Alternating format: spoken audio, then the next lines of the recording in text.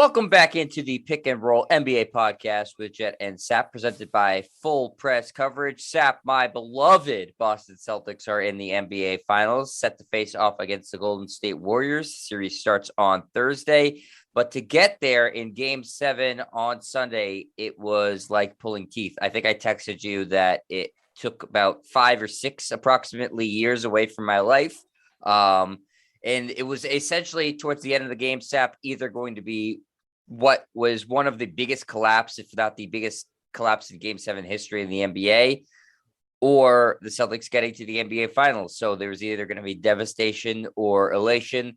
Fortunately for me and my mental health and the rest of the Green Teamers and Celtics Nation, it was elation.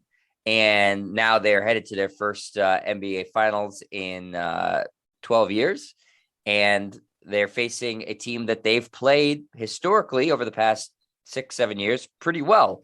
On paper, it looks like a fun matchup, but Sap, before we do our preview of the finals, let's talk about this Game 7 and how it was sort of a microcosm of the Celtics season, right? Things that they did right, they did really right, things they did wrong almost cost them the game. Yeah, all rolled into 48 minutes, right? I mean, they played really well early, kind of let Miami back in the game, then lengthened it out, and then let them back in, and finally had a 13-point lead with 3:35 remaining in the game. So you're like, okay, get the champagne ready. The Celtics are going to the finals. And then if Jimmy Butler nails that three, it would have put Miami up by 1 with less than 20 seconds left. Fortunately for the Celtics, he missed that. It was maddening. It almost felt like you saw the movie Flight with Denzel Washington when he lands the plane upside down. Yes. It felt like that. You got to safety somehow, but then after that, you needed like a lot of Klonopin to calm you down. That was kind of what happened to the Celtics on Sunday night, but they did it. They found a way to win. It wasn't pretty. They never make it easy on themselves, but now they can prepare for the NBA Finals against Golden State. Yeah, so, let's start off with that Jimmy Butler shot, Sap, because that's still, even days later, what a lot of people are talking about. Now, Butler obviously was fantastic in Game 6, and I think equally fantastic in Game 7 up until the point that he missed that shot. He had played every second of that game, and I think that is the first time in the game that showed that maybe if he had just a little bit of extra legs, that shot goes in. I mean, you can't say that definitively, but he finished the game with 35 points, 9 rebounds, and was, again, for what looked like the second straight game, the best player on the court. I have zero problem, Sap, with him taking that shot. Now, again, I'm a Celtics fan, so maybe from a Heat fan, I feel a little bit differently, but trying to take a bird's eye view of it, he was hot. The team had stunned the Celtics. I think you go for the win in the kill shot there. Yeah, I have no problem with that shot. Absolutely. I mean, he's not a great three-point shooter, but he's a clutch player. He's the only reason you're really in that game at that moment. So you ride with him. If he hits it, you're up 1, and I doubt the Celtics would be able to recover from that. Now, he misses, you start fouling, and fortunately Marcus Smart hit 2 foul shots to put him up by 4. And he kind of owed his teammates that because he had missed 5 consecutive shots in the final 3:35. And that didn't help matters because, they weren't able to close that large deficit. It would never come down to that if the Celtics just executed better down the stretch. But really no issue with that for Jimmy Butler. He's not a great three-point shooter, but he got a clean look. Momentum was on the Heat side. It was a situation where obviously if he drains that, the place goes nuts. And that would, kind of rival Ray Allen's 3 back in the 2013 finals, although that was in the finals and that was to force overtime in Game 6, which the Heat went on and won Game 7 in the title. But I don't have a problem with that at all. That's the new metrics in the NBA. The 3 is better than the 2, although I think he probably could have got to the basket. And I think you look back 3 years ago when Butler was with Philadelphia, if you remember, they played Toronto in the second round in the Eastern Conference, and Toronto was up 2 with about 8 seconds left, and Butler had an opportunity maybe to pull up and take a 3 to put them up 1, put his Philadelphia 76ers up 1. Instead, he took it right to the basket, laid it in. Now you have a tie game. And, of course, we remember Kawhi hit the shot to win the game and the series that, rattled down the rim like a half a dozen times before falling in. So maybe Butler in the back of his mind said, this time I'm going to take the 3 to put us up 1. I'm not going to put it in the hands of someone else to beat us for a final shot. Maybe that was in the back of his mind. Maybe it wasn't. I don't know. I'm not in Jimmy Butler's mind. Right. And I don't, Sap, remember the exact circumstance as to why that game was tied at that point. If there was a comeback or if it was close the entire, game, I'd have to go back and look. But I feel like with the momentum that was going for Miami at the end of that game and that they had went on an 11-0 run to that point and really had just like stunned the Celtics and the arena was going ballistic. I think that you have to ride that sort of momentum and take that shot. And, whether Sap that was in his mind or not, he is the type of player that is going to be confident in anything he does. And he shot that with confidence. It happened to rim out. But if I'm Eric Spoelstra or any of his teammates, I believe in Jimmy Butler and I want him taking that shot. That's sort of the mentality of that organization is, you go for the win. And so I think that that's the right shot. And if I'm a Heat fan, I'm obviously disappointed, but I don't feel like the decision to not drive to the basket is keeping me up at night. I think that, he made probably the best decision for, that represents what Jimmy Butler is as a player, which is always going for, trying to win. And I texted you after the game, Sap, that I was positive that shot was going in. I think all of Celtics Nation felt like that shot was going in. It felt like an eternity that the ball was up in the air. And, a huge sigh of relief that it didn't, obviously. But, back to what you said a second ago about Marcus Smart knocking down those free throws. Yeah, great that he knocked down clutch free throws, but you also said this. He took the Celtics' last 5 shots up to that point, Sap, and that is, we saw the good and the bad Marcus Smart in this game, and that is the bad Marcus Smart. There's no way, shape, or form that he should be the guy in a tight game trying to take those shots, and that Jason Tatum or Jaylen Brown shouldn't be that person. No, I mean, the Miami Heat baited him into taking those shots. That's why Eric Spoelstra is the best coach in the NBA. They took the ball out of Jason Tatum's hands. For some reason, Jaylen Brown didn't make himself available. In both Game 6 and Game 7, Brown and Tatum didn't really look to try to close those games and was left up to other players to try to do it. Smart's, willing and ready.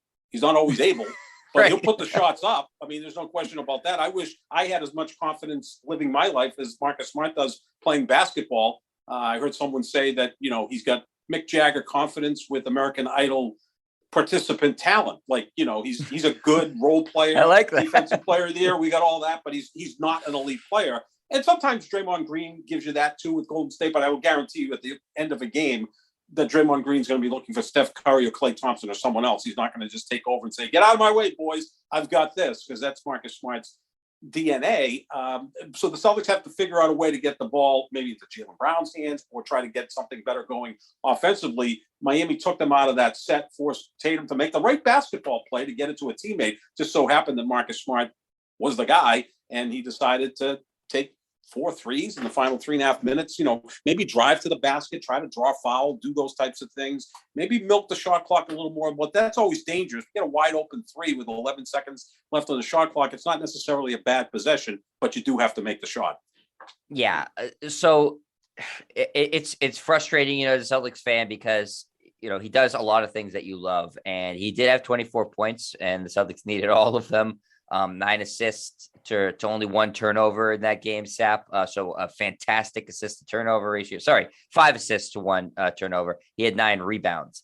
But he did all of this good stuff. And then if the Celtics had lost that game, all you would remember is, why did Marcus Smart take our last 5 shots? He clanked all of them. So good and bad Marcus Smart. The Celtics, we've talked about all year long, Sap, do have trouble closing games. They didn't really close this one. The Heat just sort of ran out of gas or ran out of time.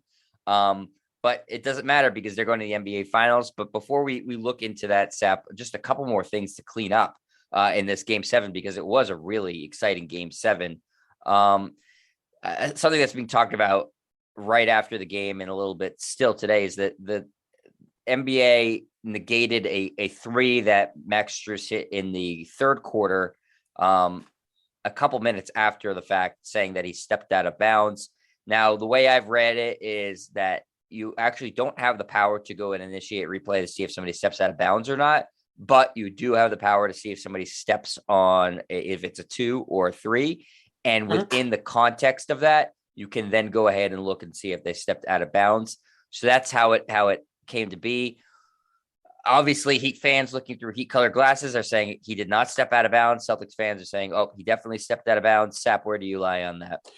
To me, it looked like his heel was above out of bounds, but not necessarily touching out of bounds. So now it becomes, how do we define that? Maybe they had a better angle to see that he, in fact, stepped out of bounds. Look, replaying the NBA is a total mess. They've got to figure this thing out for next year.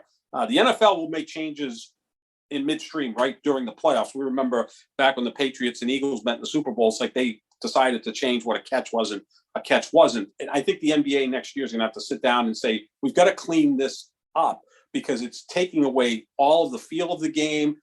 It stops any kind of momentum you have in watching it. And again, you could probably replay so many things. Was this person's toe here? Was it a charge? Was it a block? Which is always a difficult call. Anyway, in that situation, it was kind of weird that, nearly 5 minutes later in real time, they're like, oh, we took 3 points off because Max Strus stepped out of bounds. But the look was whether he was a 2 or a 3.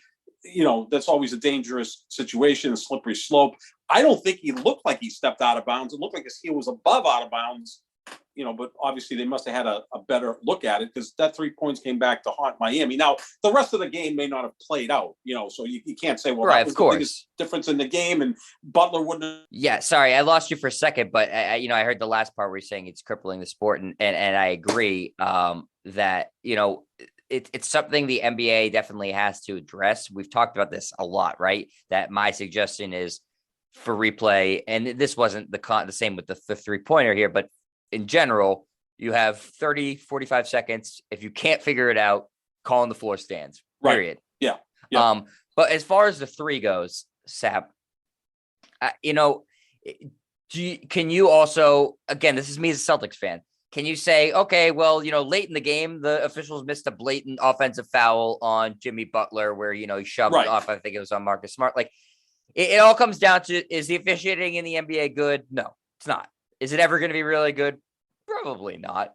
So I feel like, listen, Heat fans certainly can say, oh, that 3, that changed the whole course of the game. But then if you're a Celtics fan, you can look at this, that, and the other thing and say, well, we got a bum rap on that. So it seems to even out. You go back and forth with this as much as you want. I mean, it's like a long rally at the French Open. But when you look at it in this series, I think the officials got involved too much. In game 6, Jet, there were 55 fouls called in a 48-minute game, which is essentially a foul every 50 seconds. There were 19 foul calls in the fourth quarter of game 6 alone, where that's one every 38 seconds. There was no flow to that game. It was ugly. But the Celtics did go to the free throw line 201 times in this series. Miami went 147 times. So the Celtics did go to the line an average 8 more times per game than the Heat. So, the officiating is just poor, and it impacts the game as more so than it really impacts either team. It's just the flow of the game gets choppy and ugly, and I'm sure it's going to still happen in the NBA Finals. Yeah, you and I were texting about this, Sep. Like, how many officials do the NBA trust? It seems like it's like the same 3 or 4, same 5 or 6 guys. Group. Yeah, Tony Brothers, Scott Foster's there, Zach Zerber, and these guys aren't good. So these are the guys they think are the best. Like that. What's that say about the other ones? Again, in the land of the blind, the one-eyed man is king. So you go with what they feel are their best officials. If these are their best officials, I don't want to see the bad ones. I know, that's what I'm saying. It's like, what are the other ones just completely incompetent? Like it's not good. They need to, I don't know what they can do to clean up the officiating. They definitely have ways to clean up the replay. There's at least tangible ways to clean that up. With the officiating, I think at this point, Sap, you've watched basketball for a very long time. I've watched it for like 30 years. I think you just throw up your hands and be like, it is what it is. It's a hard sport to officiate. Right. It's not getting any better. You just have to live with it. Usually it evens out where both teams end up getting screwed by poor officiating. And I feel like that was the case in most of the series where it's like, oh, the officials screwed us, or you're a Celtics fan. Well, the Heat can say that, the same thing. The officials were bad for both teams. They just were. But Sap, the final point for this series was that Jason Tatum ended up winning the inaugural Larry Bird Trophy, which is for the MVP of the conference finals. Steph Curry won its equivalent in the Western Conference Finals, the Magic Johnson Trophy.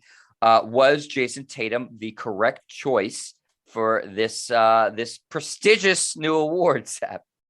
Yeah, I mean, it made sense, right, that the first Larry Bird Award goes to a Celtic. Unfortunately for the Lakers, the first Magic Johnson Award didn't go to a Laker because they didn't even make the playoffs. It would have been nice if Magic had been there and won the award.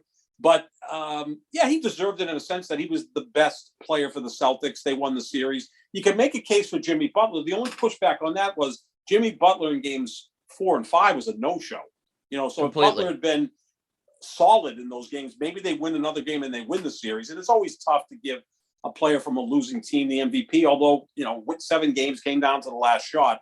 Look, without Jimmy Butler, that's probably a 4 or 5 game series. I mean, he was that magnificent in games 1, 2, 6, and 7. He was by far the best player, but in 3, 4, and 5, he was very subpar. Now, injuries were a concern, and then he made his way back in game 6 and 7 was electric. So, yeah, Tatum deserved it because I think the other Celtics that you could have put into that discussion, maybe Jaylen Brown, but both of those guys, Brown and Tatum, had a ton of turnovers in the series, and Brown missed 2 big free throws in game 6, which would have put the Celtics up with a couple minutes left. So, yeah, Tatum won almost by default. Someone's going to win the award. I think he was deserving, though. Yeah, I mean, his averages for the conference finals, Sap, 25 points a game, 8 rebounds, 5.5 assists. Those are pretty solid numbers. I mean, they're, nothing that's like, holy crap, like Giannis was in the last series, but really good. I thought he had a good series. He only had one real stinker of a game. That was game 3 where he had 10 points and shot the ball terribly. And so I think that he was consistently the best Celtic in this series, and the Celtics won the series, so you give it to him. So I have no problem with that. And yeah, the Jimmy Butler thing, I agree with you, Sep. He had the 2 best games undoubtedly in this series, in game 6 and game 7. You can't make an argument with that. And game 1 too. I mean, game 1 he was incredible too, and that got them off to a good start. But then he had 3 stinkers. Right. Yeah. At the point you can't just ignore those, and he was a no-show in those games. The game that I was in person for, Sep, game 4, when the Celtics drubbed the Heat from the tip-off, he did nothing in that game. I mean, literally was a non-factor, and it didn't even play the fourth quarter. He was so ineffective. So, yeah, Jason Tatum deserved the award by virtue of he was the best Celtic, and the Celtics won the series. I think that's pretty easy. But now, Sap, we go to the NBA Finals, and this is a matchup that I think is a very sexy matchup for the league. Celtics Warriors, 2 big market teams with a lot of fans. I feel like these teams have sort of been circling each other for years. The Warriors obviously have had this dynasty for a while now. Celtics have been knocking on the door, but if you go and look at the numbers, since the Warriors became a really good team, no team has played them better than the Celtics in terms of winning percentage. And so I think the Warriors want to say, okay, well, that's the regular season. This is the championship round. We're a different team. And for the Celtics, I think breaking through that Miami Heat team and getting to the finals is should loosen them up a little bit. Listen, obviously the NBA Finals is a different thing, but this is a door they've been trying to beat down for a while. And so I feel like this should be a really, really intriguing NBA Finals with 2 teams that are sort of similarly constructed that focus on defense and switching. Yeah, I mean, they both have really good defenses. The Warriors have the elite offense with a really good defense. The Celtics have the elite defense with a really good offense. And, at times the Celtics offense can look very choppy, especially down the stretch of games. Both teams' core constructed through the draft for the most part, right? You've got Tatum, Brown, and obviously Marcus Smart, and then some other players like, Grant Williams, Peyton Pritchard, and so forth. And then you've added in some free agents and some nice trades. And obviously the 3 big guys from Golden State, Draymond Green, Steph Curry, and Klay Thompson, all drafted and developed there and have won 3 titles. So you have teams that are kind of built in that fashion. And, I think it's always been kind of felt that they would meet at some point, but there was always LeBron James in the way beating the Celtics to get to the finals. Now this is a little bit different. This isn't the same Golden State team that took care of LeBron in back-to-back years with Kevin Durant. That team was electric, one of the all-time great teams in the history of the sport. This Golden State team is not that. And the Celtics, I think this is their best team since the Garnett, Pierce, Allen teams because, they've got multiple ways to beat you with defense, and you've got their 2 best young players who are entering their prime, and Jason Tatum and Jaylen Brown, and then you've got the requisite veteran and Al Horford. So, I mean, this is, I think, the best Celtics team since certainly I'd say 2008, 2009. I mean, the 2010 team was kind of put together there with, some gum and elastics and matchbox and trying to get to the finals and nearly pull it off against the Lakers. I mean, this team is better in the sense that it's just better defensively and offensively. Doesn't have the experience of that team, but it's getting there. So this should be an outstanding matchup. The Celtics have the ability to win on the road, Jet. 7-2 in the postseason on the road, better than they played at TD Garden where they're 5-4. And you look at Golden State 9-0 at home. So this is going to be obviously an intriguing matchup. Yeah, that's daunting. Facing a team that's 9-0 at home, obviously. That's and the Warriors traditionally are a fantastic home team. In fact, Sap, I think, was it a couple of years ago where the Warriors had won a record straight amount of games at home, and it was the Celtics that went into, well, then it was Oracle. Now they've since moved across the bay and beat them. They were the first team to beat them in, however many consecutive games. Celtics are a road warrior team. Excellent road record. Miami was undefeated coming into this series at home, and the Celtics beat them 3 times on their home court. You'd like the Celtics to play better on their own home court, but I don't think the road thing is going to phase them at all. Golden State has a very loud crowd, obviously great fan base, but it doesn't seem to bother the Celtics whatsoever. So I don't look at that so much as a factor. And I don't think they feel that that's a factor. The experience obviously is the thing that stands out the most between the two teams. The Warriors, 6 finals appearance in 8 years. The Celtics, they have 0 combined games of finals experience amongst their roster. Their coach has been to the finals before, but that's the thing to me, Sap, that if you're looking at comparing these two teams, that sticks out like a sore thumb is like, look at how much experience the Warriors have on their roster in this moment, and then the Celtics, who have literally 0. Yeah, I mean, that could play into it, but, Kevin McHale years ago when he played for the Celtics, and I think he was going into a series where the narrative was, well, you have more experience than this other team. And he said, well, experience is nice, but give me talent. I'll take talent over experience. Now, if we get down to a situation of Game 6 or Game 7 and it's 3:35 remaining and the Celtics are up 13, hopefully they don't look to the back of their minds and remember what they did against Miami, nearly blowing a 13-point lead with 3 minutes and 35 seconds left. And Golden State can make you pay because they can score points in bunches with their 3-point ability. And also Golden State's a good defensive team. So you have to find a way to just kind of forget the negative stuff that happened in the prior 3 series. There weren't many negative things against Brooklyn, but they had some hiccups against Milwaukee and Miami. Kind of learn from that and then build from that, and you'll be that much better for it. Golden State's a good road team as well. I mean, they in every series always win a road game. I mean, since Kerr took over as coach, the Warriors in every single series they've played, and this is going to be their 24th series with Kerr as their head coach, they've always won at least one road game. So that would lead you to believe that they're going to win one game at TD Garden, which means to win the title, the Celtics are going to have to find a way to win 2 games in Golden State since the Warriors have home court advantage. So, look, both teams can win on the other team's court. And the big thing for the Celtics is because they play defense, that stuff travels. That's not just a cliche. It really means things. And I think sometimes they almost play looser on the road than they do at home. It's like sometimes if you're not shooting well, you're at home, the crowd's oohing and ahhing and it's tense. And next thing you know, that kind of permeates to the players. Sometimes these guys just play better on the road because it's kind of an us versus them mentality. Yeah, and I don't think the Celtics are intimidated by any team or going to be scared of the moment. Golden State, again, all this experience and stuff like that. But the Celtics don't seem to be fazed by that. What bothers them is their own self-inflicted stuff. So if they can get out of their own heads with that stuff, I think that they, have a really good chance in this series where Golden State is favored, rightfully so. This core has won 3 titles. They have all the experience. They have played better consistently throughout the postseason. But they're not massive favorites like they used to be, when they had Kevin Durant. So it should be a relatively even series. And for me, as a Celtics fan, Sap, I look at Golden State and go, this is a team that the Celtics can beat.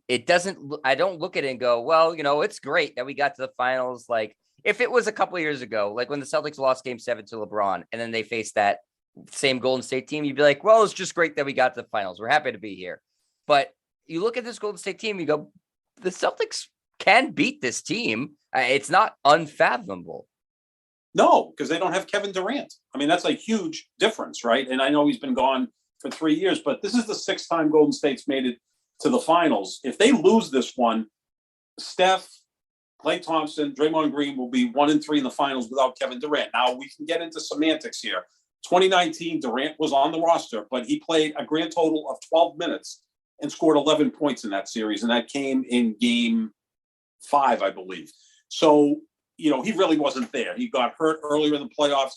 If Golden State loses in 2 weeks to the Celtics, Steph and those guys will be 1-3 without Kevin Durant in the finals. And the one win came against the LeBron team where Matthew Dellavedova was his best teammate because Kyrie Irving and Kevin Love were good player. Hey, great player. Yeah, absolutely. I mean, probably a little better than Peyton Pritchard. One of the best players to ever come out of Australia, Sap. So, I don't even know about that because Kyrie that's Irving a whole and country. Ben Simmons and one of them. I didn't say Australia. One of the best. Yes, one of the 12 or 15 best players from Australia. So the point then is we're going to talk about legacies is if, Golden State doesn't win this, it's like, well, Kyrie's got 3 titles, 2 where Kevin Durant was the MVP of those series and the best player on that team. I think we're in agreement that in terms of talent and ability that KD is better than Steph because he's just bigger. I mean, I think so, but there's some people who are from producer Christian Burgoyne who that's like saying insulting his mother. Like, that's no, because that's what you're going to get in this series. Look, if Steph wins this thing, he'll have 4. And I know people are saying best player of his generation. Well, he must be in a different generation than LeBron. You can make that case about Durant because, they were teammates together and won 2 titles and then Curry won 2 without him, so that does mean something. But it can't just be all about titles because and it's easy for me to say since I'm a LeBron guy and he's 2 titles behind Michael Jordan, and that's the thing that people argue why he's not the greatest player that Jordan is. Is Yogi Berra the greatest baseball player ever because he won more titles than anyone? No, he's a great player. He's an all-time great, but he's not Mickey Mantle or Joe DiMaggio or Babe Ruth or Lou Gehrig, all Yankees that didn't win as many titles as Yogi Berra. So, sometimes you have to push back a little bit on this. And obviously a lot of legacies at stake. And I also think there's 2 guys' legacies at stake in this series, Jet, and they're not even playing. And I'm writing a column for Full Press Coverage, which says Kevin Durant and Kyrie Irving have a lot at stake here in this final series, because if Golden State wins, now that diminishes the legacy of Kevin Durant a little bit because they would have won 2 without him. And if the Celtics win, that diminishes Kyrie Irving's legacy because he was supposed to be the leader and best player on the next Celtics championship team. And since he left, they got better, the Celtics. Yep. They went to the conference finals and lost to Miami 2 years ago, got bounced in the first round by Kyrie, Kevin Durant, and James Harden last year. But then they came back and beat Kyrie and Kevin Durant this year, and they're in the finals. And if they beat Golden State, well, who the hell needs Kyrie Irving? So those 2 guys' legacies are at stake. So hopefully Durant and Kyrie Irving aren't watching these games together because they're going to be pulling for complete opposite sides. I'm sure Durant would rather see the Celtics win. I'm sure Kyrie would rather see Golden State win. I agree with you. I think that's totally the case. Neither one of them would ever admit that, but it's definitely an interesting subplot to this series, Sap, where both those guys have something. Who happen to be teammates have something, major at stake in terms of how people view them. More so Durant, but definitely there's the Kyrie factor in it too. And for the players actually playing in the series, especially for the guys on Golden State, Sap, does that provide extra motivation for guys like Steph and Klay and Draymond, where they're like, this one without Durant, if we're able to pull this off, should really mean a lot in terms of how people view us and view this sort of dynasty. Sure. And look, let's compare Curry to the greatest football player ever in Tom Brady. And, the legacy was at stake when he faced Seattle, right, in Super Bowl 49, because he won 3 early in his career, then lost 2 Super Bowls to Eli Manning. And here he is again. And if they lose that game, now he's 3-3 in Super Bowls and hadn't won one for 10 years. And, was it more the defense at the early part of the dynasty? But then Brady wins Super Bowl 49 and Super Bowl 51 in comeback fashion, that cemented his legacy. He was always an all-time great after winning those first 3 Super Bowls, but that just put him above everyone. I don't think Curry can ever reach that, quite frankly, because there's just guys in that top 10 that I think are going to be nearly impossible for him to jump, simply because they were better players. I mean, they were bigger, they were better defensive players. And I know we're going to. Seth, we said this about the guys he played with too. That caps him. We said this the other day. Of course. I mean, 2 of the championship teams, he wasn't the best player on the team. Kevin Durant was. Yep. So, that's a big part of it. And also, I just want to push back one other thing. I'm not in this hateful mood about Steph Curry. I know a lot of people put him up there because he, quote unquote, changed the game. Well, I mean, Russell changed the game at some point too. And Wilt Chamberlain changed the game because they started, making the lane bigger because he was so freaking dominant. Did Steph Curry change the game, or did the game kind of come to him? Right. I mean, I know the 3 is more prevalent than it's ever been. Look back just 10 years ago, the average team took 23 pointers per game. Now it's up to 35. It's nearly doubled in the last 10 years. But Curry was kind of in the league at that point already for 3 or 4 years. So did the league just come to him and he just happened to be the best shooter ever, which is a nice, tag to have. But he didn't necessarily change the game as much as maybe Chamberlain. I mean, maybe I'm just pushing back and getting tired of hearing about all of this. I think it's a combination, Sap, of him and analytics becoming much more prevalent in the NBA. And yes, so there's certainly a degree of him being at the right place at the right time. I think, regardless of what era he played in, because of his ridiculous range and handles, that, he would have been an all-time great player. But certainly because of analytics becoming much more popular in the NBA over the past decade, that has had a major influence on how successful Steph Curry has been. And that's sort of a chicken or an egg situation, right? Like, did the analytics sort of drift to the 3 because they were watching Steph Curry and go, okay, wow, this is a really much more valuable shot? Or was it analytics risen and instead the Warriors said, well, we have this guy who can shoot 3s. We know they're valuable because of analytics. Shoot more 3s. Impossible to really put a definitive answer on it. But yeah, I mean, I see your point. But again, I think that it's a total chicken or an egg situation where you can't really say that. But, teams have more so than I think teams aren't really looking for the next Steph Curry, because I don't know that it's something you can really replicate, even though it looks like you can, because he's not. You've talked about this a lot, Sap. Like, he looks like a guy you'd see at the park or the Y. Be like, oh, he's not particularly tall. He's not particularly jacked or anything like that. But he has obviously this just crazy, unique, spectacular skill set. More so, I think teams are looking for, those 3-and-D guys, and for bigs who can stretch the floor. They're looking for guys more along the lines of, what Al Horford can do now, not what he did, in his earlier part of his career, but guys who are 6'10", who can shoot 3s. That seems to be what everybody wants now. Right. Jason Tatum actually happens to be that too. I know I listed him at 6'8". Did you see him at the end of the game with Bam Adebayo? He's as tall as Bam Adebayo. He's 6'9". He's a good solid 6'9". And the other guy that surprises me how big he is Jimmy Butler, who was pretty much eye to eye with Jason Tatum. Butler, I know, is 6'8", and Butler's strong. I mean, Butler's, a pretty impressive specimen, along with being a fantastic basketball player. But yeah, no, I mean, that's what you're looking for, the 6'9", 6'10" guy. Look, I mean, Kevin Durant, there's no guys like Kevin Durant around. Poor man's version might be Brandon Ingram. Jason Tatum has some of Kevin Durant in him. He just doesn't quite have the range that Kevin Durant has. And he's not as big as Kevin Durant, who's 7 feet tall, which is damn scary. But yeah, you're looking for a lot of those 3-and-D guys. Look, and I'm not trying to besmirch Curry. He's phenomenal. I have him as like my 15th or 16th greatest player ever. I just push back when people say, well, he's going to be top 10 and he's, going to be right on the Mount Rushmore with LeBron and Michael Jordan. I'm like, no, he's not. Yeah. I mean, because those guys that are in the top 10 are just better. I mean, okay, Kobe Bryant or Steph Curry? Kobe. Right, because Kobe was bigger, was also played a lot better defense, way better defense. Played a lot better defense. And, he led 2, I thought, flawed teams to titles. Yeah, we talked about that the other day. Mediocre teams. Yeah, those weren't great teams. I mean, Gasol's a nice player. Is Gasol Kevin Durant? No. Now we can go there. Bird or Curry, Magic or Curry? No. I mean, those guys were bigger. They were actually better defensive players. Bird, who was, slightly inferior shooter to Curry, although not by that much, was a far superior rebounder and passer to Steph Curry. Magic obviously was better. We're going to put Curry with Kareem or Will Chamberlain or Bill Russell? Hell no. And forget Jordan and LeBron. Those guys are in another class to me because they just did everything. I mean, so he's, again, great player, but, is he better than those guys? No, I don't see him ever getting to that. Derek Jeter has more, World Series rings than Willie Mays and Henry Aaron and Barry Bonds and Ted Williams and Ty Cobb, and pick all the great players combined. Is he better than those guys? No. Yeah, well, I think it's partly because a lot of people Steph Curry is a likable player. I don't like him particularly because I think he's a front runner and sort of arrogant, but that's just probably because of the same jealousy that people have with the Patriots because the Warriors win all the time. Right. You got to pick somebody you hate. Yeah.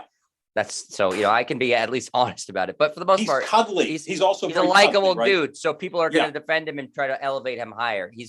Is he a more likable player than LeBron? Yes, he is, Sap. I hate to say it. But for me. Threatening. But for the most part, threatening in the sense that he's 6'3", 190. Look, I don't want to get into this, but he's like this light-skinned dude. I mean, Kendrick Perkins calls him that, the light-skinned brother with the green eyes. He's kind of warm and cuddly. Girls love him, and they try to model their game after him because you can't model your game after LeBron James. Played his whole career in one place. One place. He comes from royalty. With his dad was a player. You see his dad and his mom, although I think they've separated, but they're at the games. Everybody knows his family. Yep, they know the daughter. The wife has a cooking show. He's got the cute kids. I mean, he's just very warm and cuddly. Does a ton of commercials and all of that stuff. So he's kind of like, I wouldn't say the everyman because there's never been a shooter born. But he has that aura. He does have that. Whereas LeBron looks like a superhero. You look at him, or Jordan was 6'6" with the bald head and the earring, and he was. Well, to give you a comic book reference, more people gravitate towards Batman than Superman. Batman's a human being. Superman's an alien. So it's just exactly. Yeah, LeBron is like you. I want to grow up and be LeBron as a player. Well, then you can't because you're not 6'9" and you don't have his ridiculous IQ for the game. Steph, which I think is foolish for people to say, I want to grow up to be Steph Curry because he's the best shooter ever. There was a time when, kids would be getting into athletics and the parents would say, I'm going to push my kid to golf or tennis because that's, he can break through and win there. Like, that's easier. Like, okay, just give the guy a tennis racket and he'll be Roger Federer. It's like the greatest tennis player ever, the greatest tennis players ever are great for a reason, like the greatest basketball players are. Is that, you're touched by the man up above. You work. Right. It's not that they just started young. Yeah, it's not like just give the kid a tennis racket. I'm sure he'll win. I worked hard at basketball, Steph. I loved playing basketball. I did dribbling drills. I would shoot on my hoop at my dad's house. I was never going to be a very good basketball player. Right. I'm at best 5'4.5".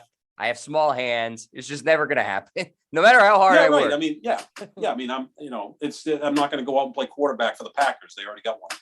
Yeah. So Sap, last thing we're going to do, and we're going to, as the series progresses, preview each game, talk way more about the individual matchups.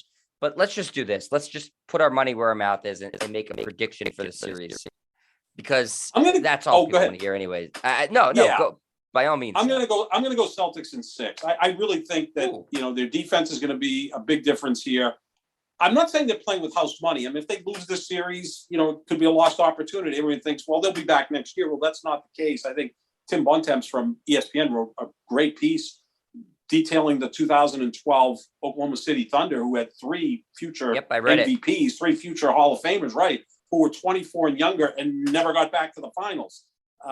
Durant did, obviously, when he went to Golden State. And you go back to, Shaq and Penny in 95 got to the finals with Orlando, and okay, they'll be back next year. And no, they weren't.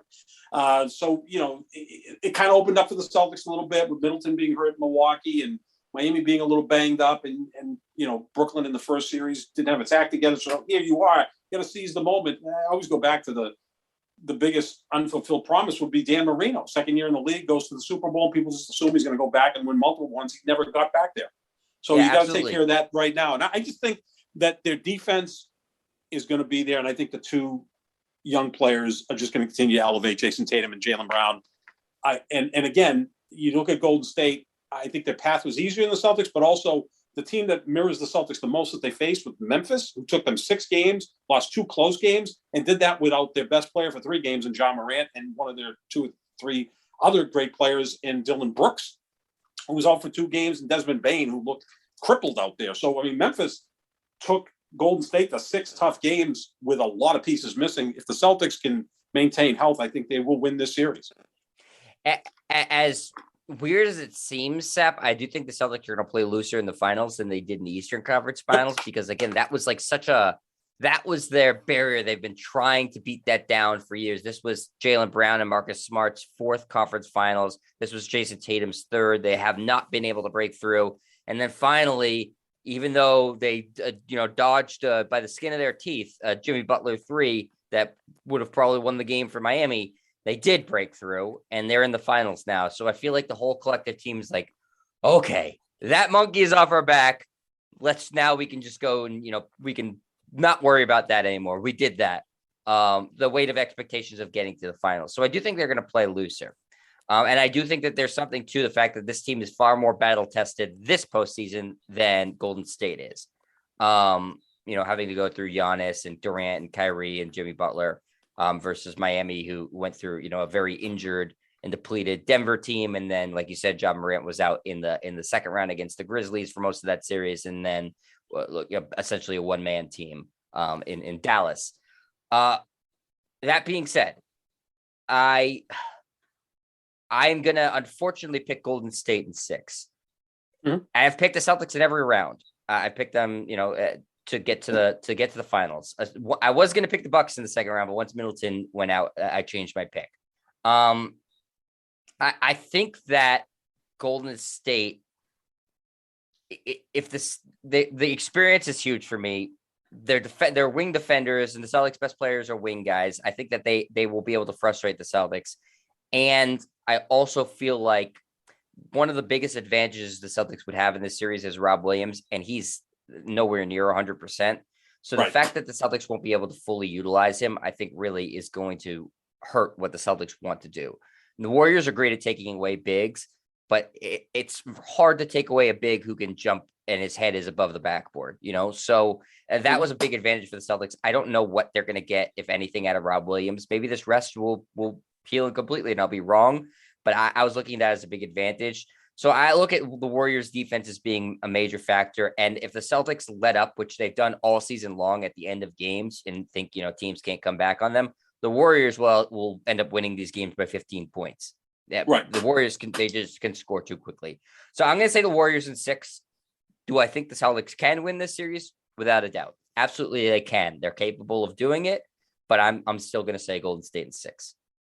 Yeah, I mean, again, just looking at it logically, Golden State always wins at least one game on the road in any playoff series. So that means the Celtics are going to have to win 2 in San Francisco, and the Warriors are 9-0 this year at home. But again, the Celtics are the best team that Golden State has faced this year. And conversely, Golden State's the best team the Celtics have played because they're healthier. They've got all that experience. And the thing about Golden State, they are deep, right? I mean, they're going to come out with quality players, although that may not be as big a deal because these games are stretched out a bit. And just before we wrap up, would you rest Rob Williams the first 2 games of this series so that you get him back a week from Wednesday? So you give him essentially 10 days off to get ready for game 3 at TD Garden, hoping you somehow steal one in San Francisco, and it's a 5-game series. Now you have home court advantage, and you have, in theory, a healthier, rested Rob Williams, almost like put him aside for the first 2 games, let him really try to get closer to 100% health, which he's not going to reach till next season. We understand that, but at least it'd be closer. I'd consider the first game. I don't know, the first 2 games. If you win the first game and he doesn't play, then yeah, okay. But if you lose the first game, I don't know how you can sit him out in the second.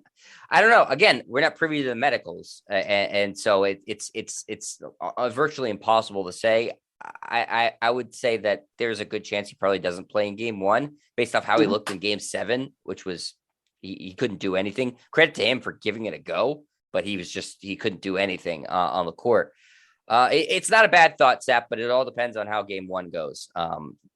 If you lose that game, you can't really afford to just say, we're not going to play him in game 2 either. Right. So, we'll have to see that. But again, we're going to talk much more about this series and previewing each game and talking about each game as it goes. But hopefully the Celtics can prove me wrong. They proved me wrong all season long. And Sap, by virtue of if they win the first game, they've not lost back-to-back games in the playoffs. And they haven't really lost back-to-back games since January. They should win the series then, right? If they just win the first game, If they win the first game, as long as they avoid losing back to back, they will win the series. That's there you go. Great logic there, Jet. You're Thank now you. a logician. I appreciate that. So that's going to do it for us here at the Pick and Roll NBA podcast with Jet and Sap. We are presented by Full Press Coverage. Make sure you check out Sap's article that's coming out this week. Sap, when's it coming out? Should be out tomorrow or game day. Fullpresscoverage.com, and I'll tweet it out at JohnSap25. I will retweet it. So check out Sap's Twitter. Check out mine at Jet Stryer. And just find the podcast wherever podcasts are found. Type in the Pick and Roll NBA podcast with Jet and Sap. And we will be talking about this series in every way, shape, and form, every detail. So make sure you stick here and listen to the show. And we'll talk to you guys later. See you, everybody.